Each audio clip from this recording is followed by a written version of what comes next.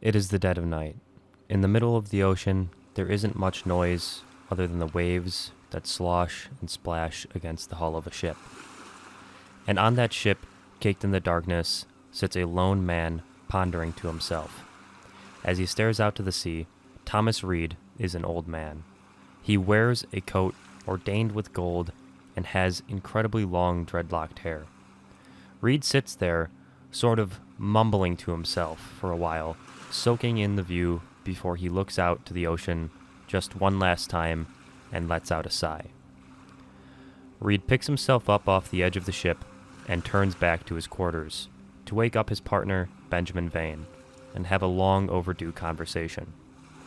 But as he turns, he is suddenly met with the grin of his first mate and partner, Benjamin Vane. Vane is a few years younger than Reed, but you wouldn't guess it. Vane wears his age on his face. He sports a massive scar that contours around most of his scruffy cheek down to his chin. Vane also has the eyes of a man far past his years. The eyes of a man that has seen his fair share of the world. The eyes of a man who should retire. But Vane won't. Vane will never submit because that is not who he is. The cold silence of the night is disturbed by the sound of laughter as Reed exclaims, "I see that you cannot rest either, my friend." Vane smiles and embraces his partner, stating, "Well, Thomas, here we are. After all of this, we can finally retire. Tomorrow morning, we are rich men, and can shape this world how it should be, and rule over a truly free world where the strongest rule and the weak serve. The way it should be. The way we always wanted it, and the way that we deserve." Reed looks nervous and laughs off his partner's manifesto. For once, he shared this view, but as Reed sat in the silence of the ocean, he realized something. "Well, Vane, you can do whatever you'd like. After this, I am using my cut of our reward to return home." Vane is shocked. The sudden realization that his partner of all of these years does not share his vision of retirement scares him. And more importantly, it angers him. Vane stutters as he responds.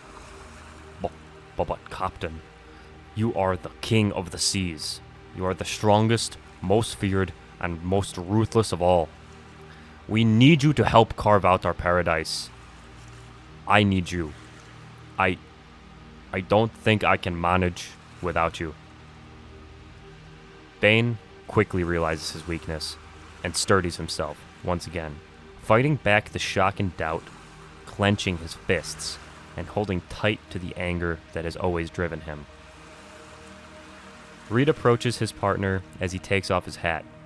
He then hands it over to Vane and simply states, "You're the captain now, Vane." Reed continues, "I have been on top for far too long. I have led this fleet from its inception, and I have made all of us very rich men. To be honest, Vane, I don't think we need this next score. We have robbed the Navy countless times, and I once believed I would be happy to rob them countless more times. But I am tired. Well, just listen." Both men stand there in the silence for a long moment, and Vane understands. Reed then continues. "Silence. Peace. Rest. I once thought these were the wishes of a weak man. But now I am that weak man." Vane's look of confusion grows as he stares down at his friend, leader, mentor, and partner's hat and listens to Reed continue. "I don't know where this weakness derives from, but I do know that I am no longer strong enough to lead this fleet, Vane. Your tenacity and drive has always been your strongest trait, and they will serve you well as a leader. But beware your anger And remember that passion is never a weakness. Vane looks up and then looks back down. The silence grows and is only interrupted by the occasional splash of water against the hull of the ship. Peace. Both men stare at each other, speechless, but no further words are necessary. A final exchange of a smile is shared as Reed returns to their quarters. Vane stands there in the center of the ship for a long while, full of confusion and anger and a sense of betrayal. He thinks he can leave this fleet. He wants to retire from us. He needs peace from me.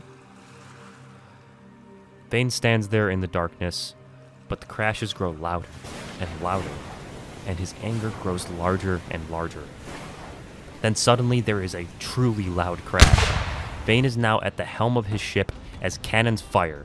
The smell of gunpowder fills his nose as blood drips down from his forehead into his mouth. The taste excites him, and he grins. He looks to starboard and sees the sails of the naval vessel holding his riches go up into flames.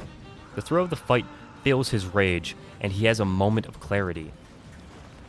Reed is not strong. He is weak. He has been lying to me, to my fleet, to everyone. He must be punished. He then turns to Reed, who is standing by his side, grins, and shouts, "Grapples and muskets to starboard! It is time to board!" Vane then leads Reed to the tail of their ship, leaving the helm in the hands of their quartermaster. Vane motions off the back of the ship, and they both leap off the side, plunging into the waters below. Both men begin to swim relentlessly to the back side of the ship, as their men swing to the naval vessel and begin the massacre. Vane, undeterred by the onslaught of the salt-filled waves that crash onto his body and burn his wounds, begins to scale the backside of the ship and climb through the window of the captain's quarters. Reed struggles to keep up with Vane and begins to fear his determination. Concerned for his partner, he pushes himself further and sticks close to Vane. They both enter the captain's quarters of the other ship, and the room is quiet. The chaos of guns and cannons is almost silenced by this room filled with silk cloths and plush bedding. Vane snickers as he begins tearing the next room apart, looking for his treasure. Blinded by greed and filled with rage, he rips and tears through silk and destroys all in his sight. Chaos. Meanwhile, Reed steps to the desk of the Navy captain and begins reading the papers left on the desk. He reads of a family and of a husband in the home country. As Reed sits at this desk, questioning his life decisions, the captain steps out from the wardrobe behind Reed and holds her pistol to his head. The woman is determined, outfitted in full dress attire and clenching the artifact Vane and Reed came here for. She grimaces as she pushes the pistol closer to Reed's head and whispers, "I know what you came here for, but I don't think you do." The captain says this very calmly as Reed raises his hands above his head. Reed quickly understands the severity of the situation, recognizing her uniform as a colonel's dress and realizing the power of the magical item she must have in her grasp. Reed responds quickly, "You underestimate us. We are pirates, not fools. We know full well this artifact, and we know full well the price it will catch when sold to the right buyers. So maybe you think you know who came here, but I don't think you do." And as Reed finishes this statement, Vane fires a well-placed shot into the colonel's head, dropping her to the floor in an instant. Reed crumbles and begins to weep. Vane watches as the sound of the gunfight enters his mind, driving his anger to its peak. Reed gathers himself quickly and gets up, snagging the artifact out of the woman's pocket, shutting her eyes and whispering not a prayer, but more of an apology to her.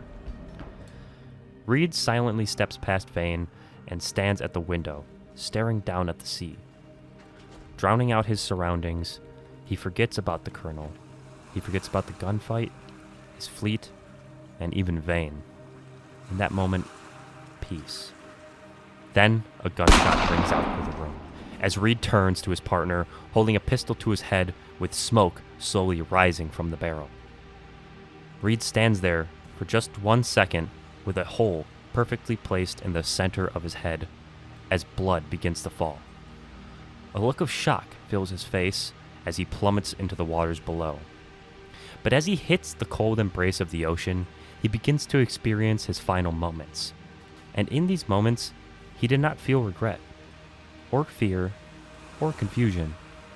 Instead, Reed found his peace as the magical artifact in his hand begins to glow. Vane watches as his partner free falls into the ocean, sinking into the depths, and never seeing him again.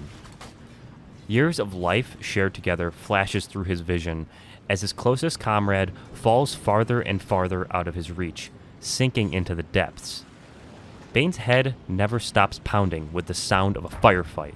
Vane's heart never stops filling with rage, and Vane will never forget or forgive Reed for his weakness. As the ocean takes Reed, something in Vane snaps, and he screams, unsheathing his cutlass as he butchers the colonel. He continues, uninterrupted for hours, cutting out every weakness he can find in his mind. This continues until the battle is won. Chaos. On the deck of the ship, Vane's crew begins executing any and all naval officers left alive, as the rest of the crew finishes counting off the bounty that they gained. When the last coin is accounted for, and the final pistol is fired, the crew enters the captain's quarters.